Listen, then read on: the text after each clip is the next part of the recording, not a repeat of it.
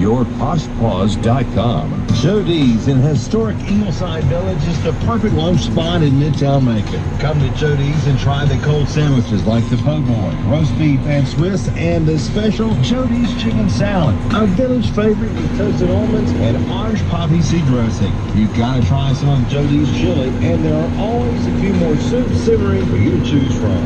Joe D's is open weekdays 10:30 until 3. Come have lunch at Joe D's, 2329 Ingleside Avenue in Macon. What in the world is a groutless shower? Well, it's a complete shower system that Marble Masters and One Robbins can install in your bathroom. Marble Masters solid base groutless shower is easy to clean and it eliminates failure associated with grouted showers. The professionals at Marble Masters can do the complete installation from the demolition to the shower door. Marble Masters can handle it all. Go online, marblemasters.com, or stop by the Marble Masters showroom at 1105 North Davis Drive, right on 247 in Winter Rapids.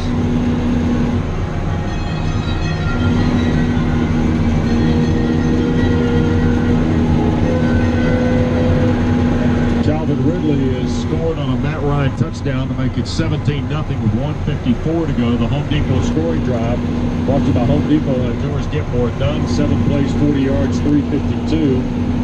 And don't forget the Xfinity halftime report coming your way too here at the break with Chris Goforth and Matt Holmes. And Youngway Pooh's going to kick it away, and they'll get you caught up on all the ball games.